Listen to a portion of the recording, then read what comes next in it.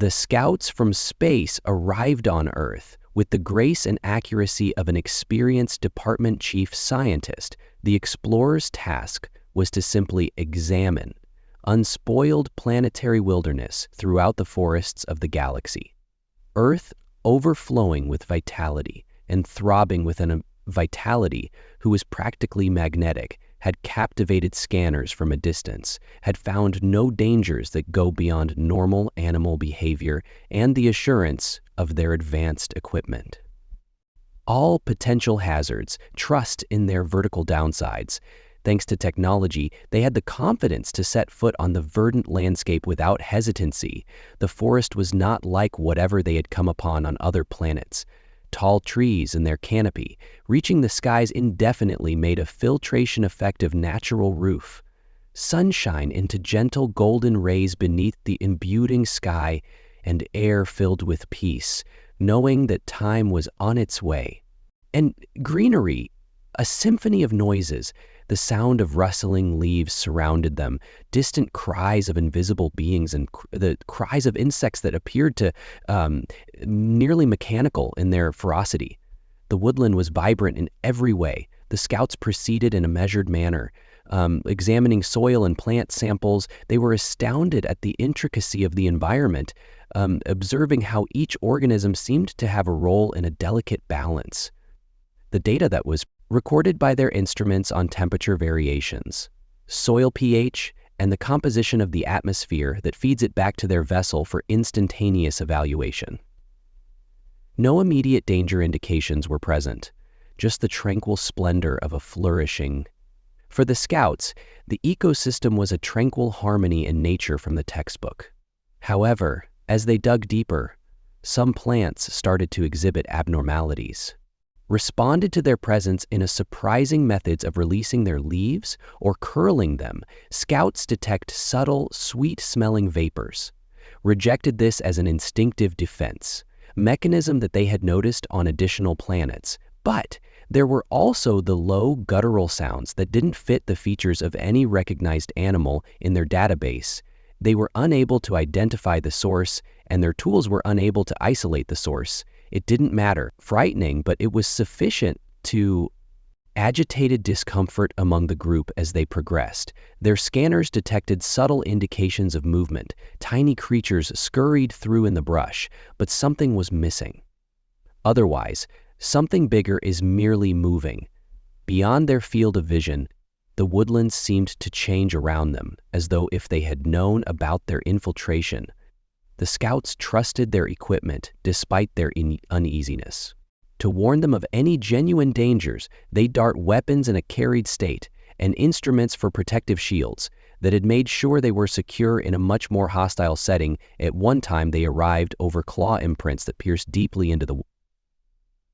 The patterns on the bark of a huge tree were exact, nearly intentional, and far too big to be created by any known one of the scouts.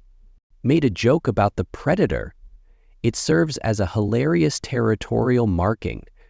Try to soften the tone while maintaining the discovery was cataloged by the group. Sounds that were laced with an increasing feeling of curiosity and fatigue increased in the air, heavier on the canopy as the day went on, grew denser above, obstructing more illumination, and descending to the woodland floor in faint shadows, and even the faintest noises seemed to be heightened in the stillness. Scout claimed to have felt watched, but no. Another person could validate the feeling. Their apparatus displayed no indications of predators, so there was nothing for Adam to cling on to, and the forest appeared to be illuminated by artificial lamps. Paranoia, a normal response to the strange setting. As darkness fell, the forest established a temporary base, using portable lights to illuminate the area, sources of light in the illumination of their charts. The forest appeared to be illuminated by artificial lamps, come to life in surprising ways. Leaves glistened with a brilliant sheen, and there seemed to be an invisible buzz in the air. Despite the beauty, there was an energy in the air, something like a band. There was a clear sense that there was something missing, this high-pitched voice, unquestionable feeling of loneliness, as if they had entered a world that did not accept outsiders when conducting analysis samples. In the more secure environment of the scouts observed odd patterns at the camp. Insects and plants both demonstrated behaviors that implied awareness or adjustment. Compared to what they had before seen data being streamed into their displays, exposing chemical biological structures and compositions that didn't follow the rules categorization, there was still no cause for suspicion in the face of imminent danger. The woodland was more than just a natural evolution's wonder, followed by the sounds came back. This time, and they were closer and more intense. Low grunts and sporadic clicks reverberated throughout the camp. The scouts were in the dark around the camp, turned on their defenses, boosting energy shields and looking through the perimeter. Their apparatus found no heat signatures, show no movement as of yet. The sounds continued, as though the jungle was alive, watching them, possessing a level of intelligence that neither see or understand. How the strain increased. As evident as the hours passed slowly, the scouts argued over whether to withdraw to their vessel or continue with their mission, their pride and their capabilities, and the indisputable feeling that they were in their element for all of their training and technologies.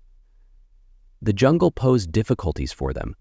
Not expecting every leaf rustle, every shadow their lights cast appeared to bear a danger they were unable to identify. As dawn got closer, the sounds stopped, and the woodland reverted to its misleading. Despite their fatigue, the scouts chose to remain calm. In order to get on with their investigation, they had traveled too far to give up on their goal, and their data up to this point has been priceless. A doubtful seed had been sown in the forest, with no longer merely an assortment of among plants and animals to be examined. It had turned into a mystery or conundrum that eluded any risks they are unaware of. Their excursion farther into the woodland was identified by a new being. Cautious, they made more purposefully, looking over every square inch of their environment and identifying their explore the forest's splendor once more. Inspiring now appeared to be hidden threats. They were unable to get rid of the sensation that the world they were entering was one that didn't come from a planet that possibly keeping an eye out for the right. No quote.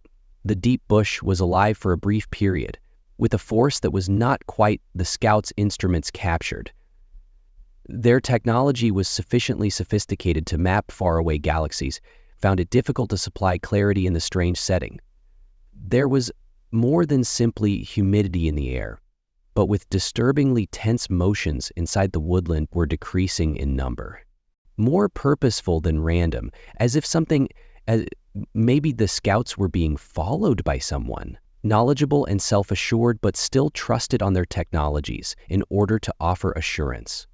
However, the woodland appeared to ridicule their confidence that hides its actual nature underneath the sonic layers. Shadow and insurmountable foliage. The initial straight incident occurred unexpectedly while examining a large tree in particular for its peculiar chemical makeup. One of their detection systems were activated. The sound of branches breaking and an abrupt, unusual quiet warned the gathering that acted swiftly to evaluate the circumstances. However, it took a while for them to respond. Typically dependable scanners were feeding the figures in the incomplete data.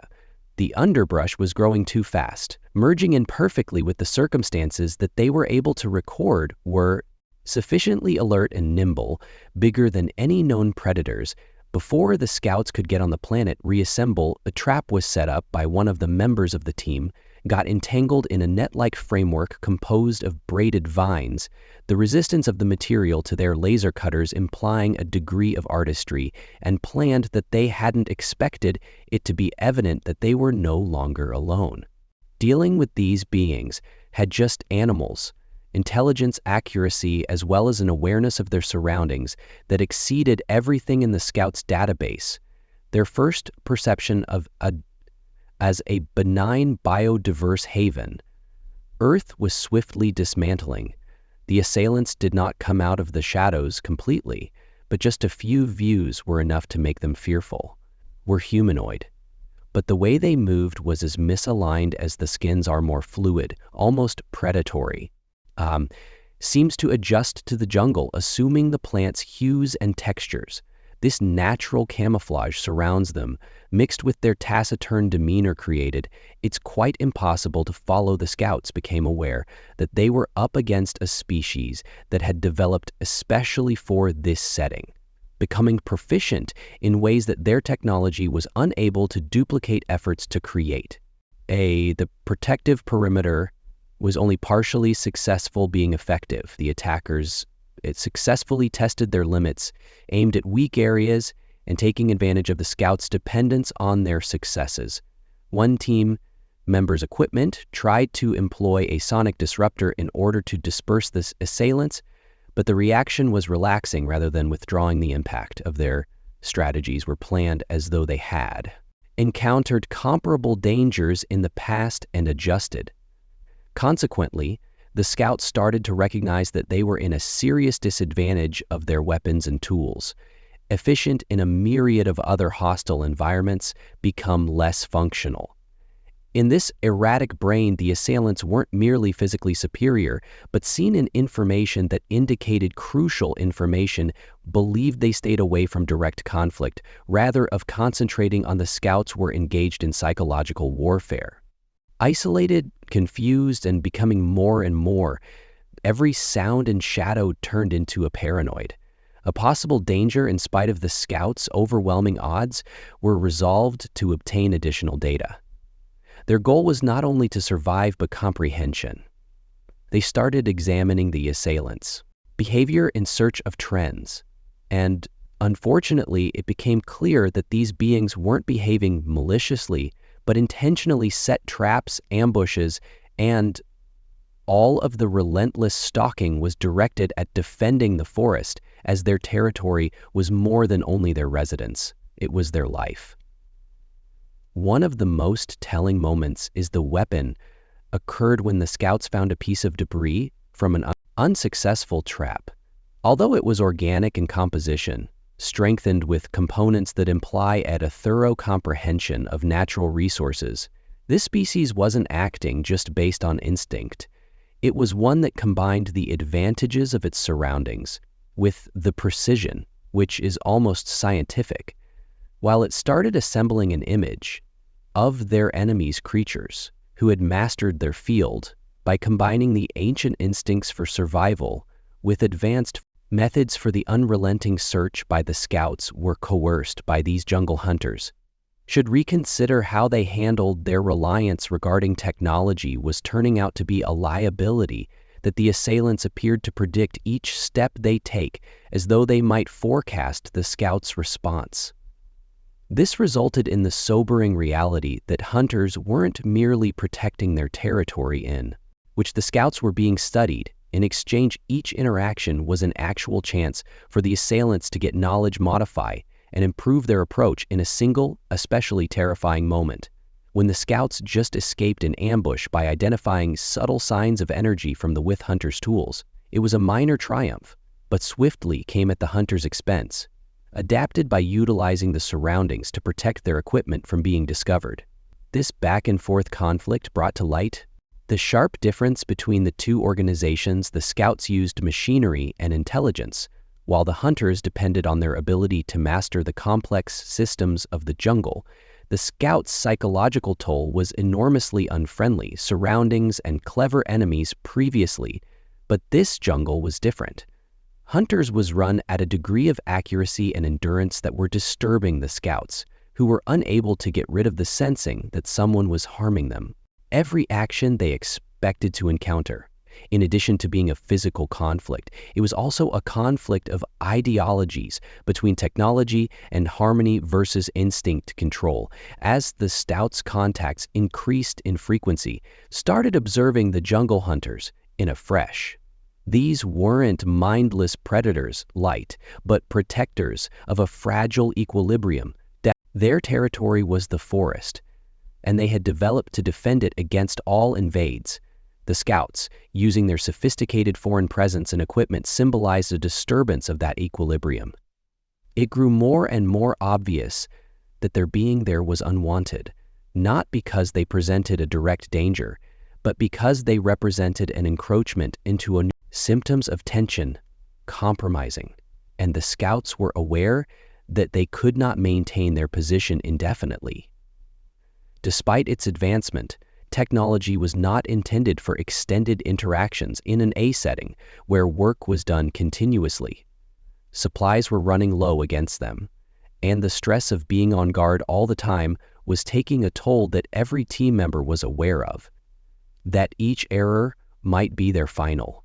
The forest had changed from a location of improvising, bringing scientific inquiry, to a combat zone of survival. The scouts from Galactic, once assured of their proficiency with technology, were now vulnerable to an ecology that appeared committed to examine all facets of their resiliency.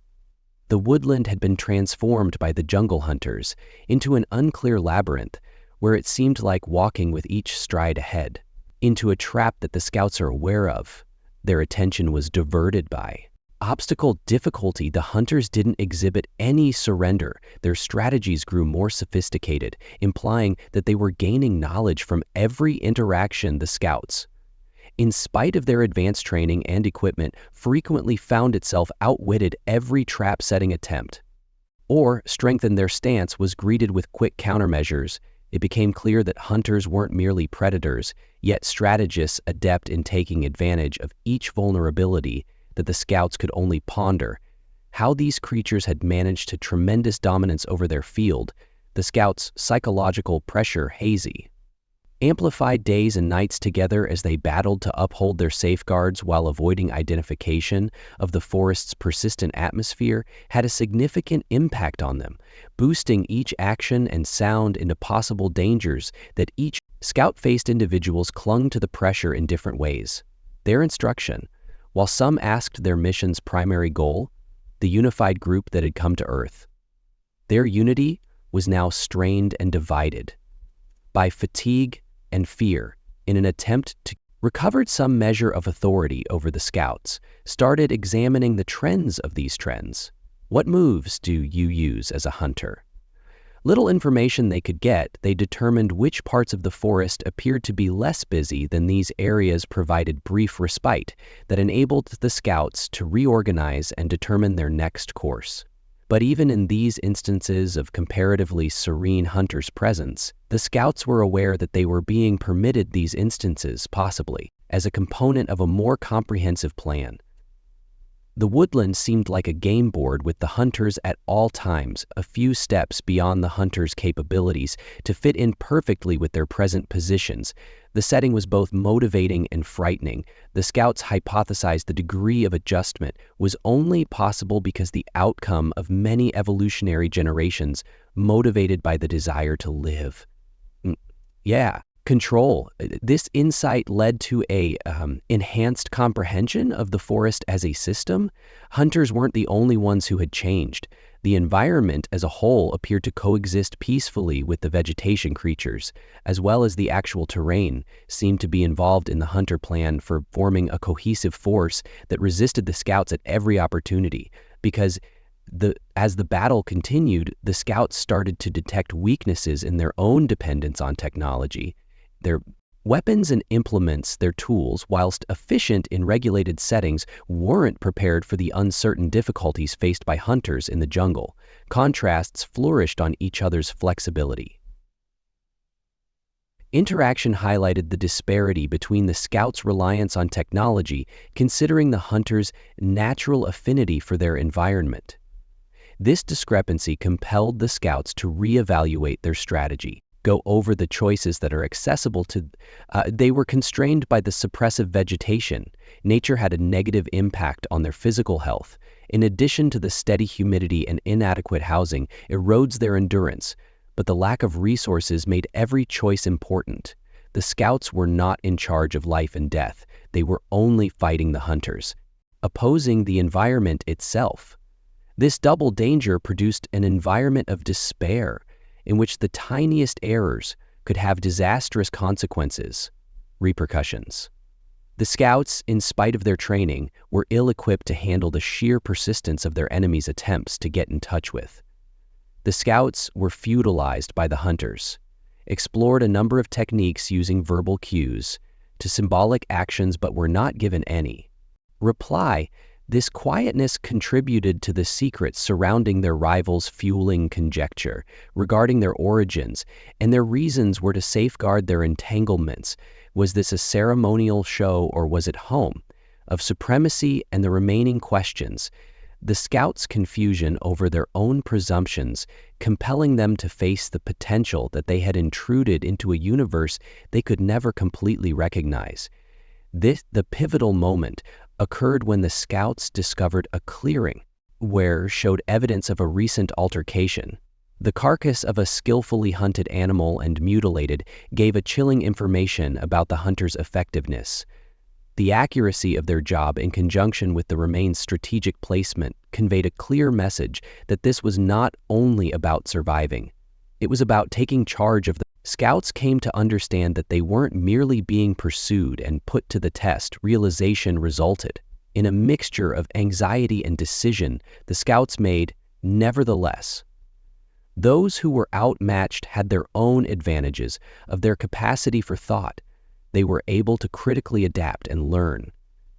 Even though their chances are slim, they started trying out novel strategies. Taking advantage of the surroundings, they used a series of decoys wherever they could, fire as a distraction, and add the natural elements of the woodland to hide their actions.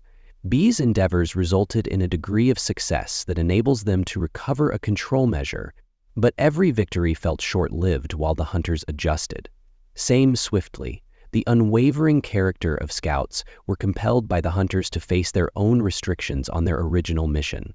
Motivated by inquiry and discovery, had turned into a struggle for existence that questioned every facet of their pride they felt in their identity.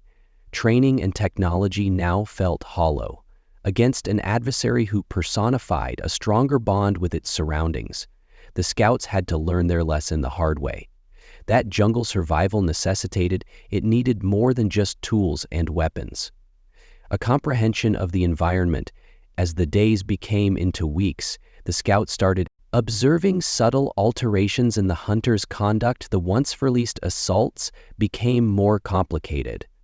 The hunters were dispersed and calculated, appeared to be paying closer attention to the scouts, intently, as though evaluating their answers.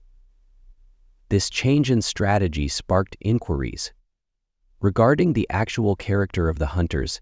Did they intend to get ready for a last blow, or was there a chance for coexistence? The additional uncertainty, an additional level of intricacy to it. Despite the odds, the situation is already dire.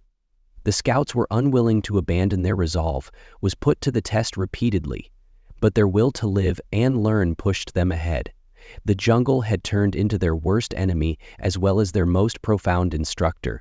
For every task, every interaction uncovered fresh information regarding the fragile equilibrium of life in the woodland. Despite the scouts' injuries and weary, discovered a newfound purpose in comprehending the opposing forces.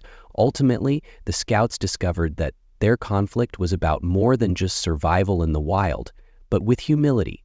Hunters' unparalleled expertise and relationship with their surroundings symbolized a lifestyle that the scouts had miscalculated. The woodland was more than just a location, investigated it as a living thing that demanded that the scouts' journey be respected.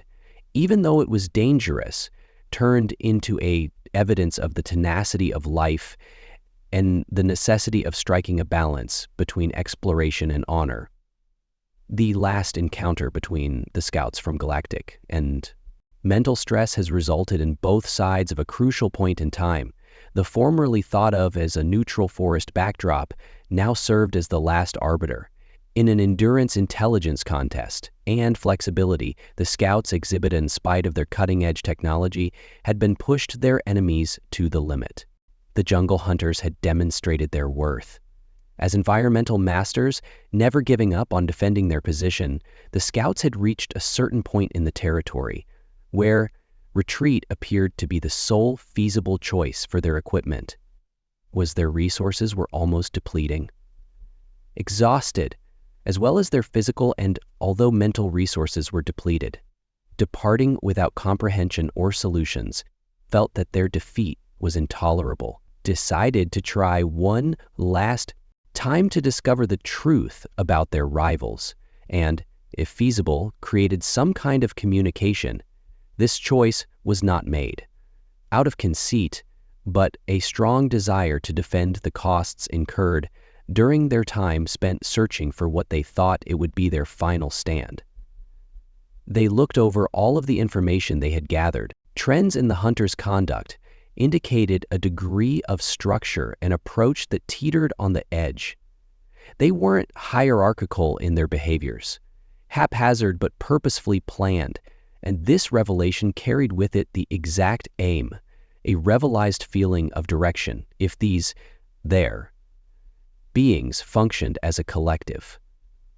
Could be an opportunity to appeal to their rationality or reciprocal advantage. The altercation was either abrupt or disorganized. It developed with a spooky feeling, inescapable, as though both sides recognized the seriousness of the situation when the hunters, now completely exposed, were both scaring and motivating themselves physical shapes, but humanoids carried the characteristics of a species refined by many. Every movement of generations of survival was every action intentional. Despite their fatigue, the scouts was unable to resist admiring the symmetry of the scouts' opponent's evolution. Attempts to communicate, however, were met with the hunters either attacked or remained silent, nor turned back, but instead noted their evolution. It became evident that the goals were mysterious, that gestures and words alone couldn't do justice. The difference between the two groups, scouts, seeing the pointlessness of their endeavors, changed their emphasis to knowing if they were unable to converse, they could at least get knowledge. Their last action would be to assemble as many details as you can, even if it levitates the jungle hunters, cost them everything. They appeared to acknowledge the change in the scouts' conduct, and their attacks grew less violent and more. This shift was minor when probed, but important. It implied that the hunters were evaluating the situation as well. Maybe they should reconsider how they perceive of the intruder's power dynamics stayed strongly in favor of the hunter. However, the relationship between the two groups had started to change, and there was now a distinct sensation of prey and predator instead. It seemed like a last-ditch test to assess the scouts' suitability to stay in the woods at the pivotal moment. Occurred when the scouts discovered a location that was best described as holy, the clearing that is tucked up deep inside the jungle. The clearing was characterized by complex symbols carved on stones and trees. Things seems to have importance beyond merely ornamentation. The space had an ambiguous ambience, as though it were a location that is very significant to hunters. Despite their caution, the scouts came with their behavior, which is determined by a combination of interest and deference. Here, the actual character of the hunters started to show themselves. When symbols were examined, patterns emerged. That implied a thorough comprehension of the natural environment. They weren't only defenders of their surroundings, but its stewards, maintaining equilibrium that stretched well beyond their immediate control. The forest's surrounds weren't merely their house. It was indistinguishable from the context, which served as their identity. Give the scouts credit for all of them.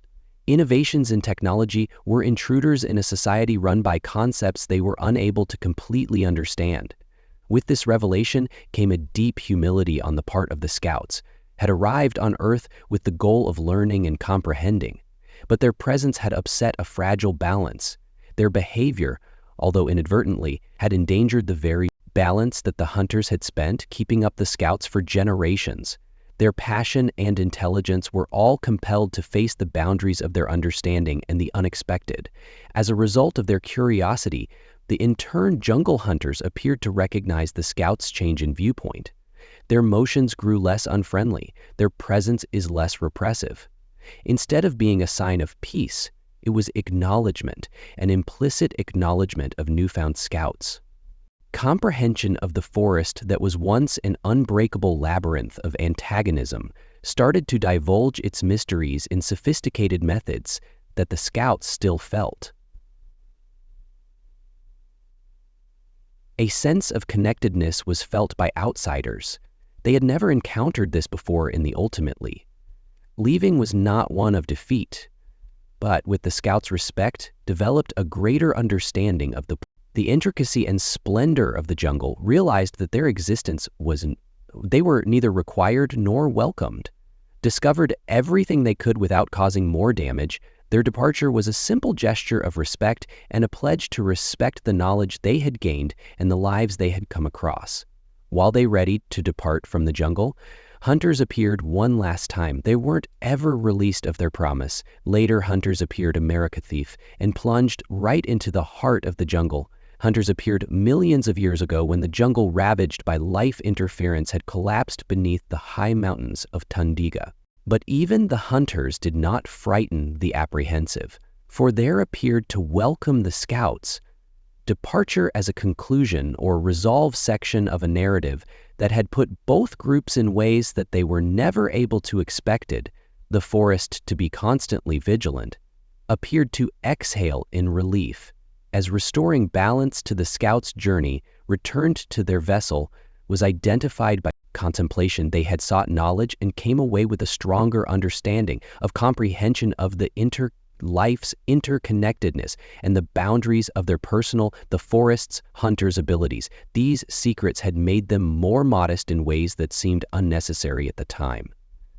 These secrets had made them more modest in ways that seemed unnecessary at the time. The forest's hunters' abilities, these secrets had made them more modest in ways that seemed unnecessary. Balanced with regard, and that genuine comprehension originates not from dominance but rather from peace. As their vessel rose, the jungle's mysteries vanished from view. The hunter's standing sentinel is unharmed. Silently observed among the woods as they had protected their world and kept its equilibrium, guaranteeing that their legacy would withstand the now distant scouts. Again, travelers could only pray that their encroachment had not resulted in irreversible damage in the size of the galaxy. The jungle of Galaxy Earth would continue to be a deafening evidence of the tenacity of life and the strength of deference amidst the unknown.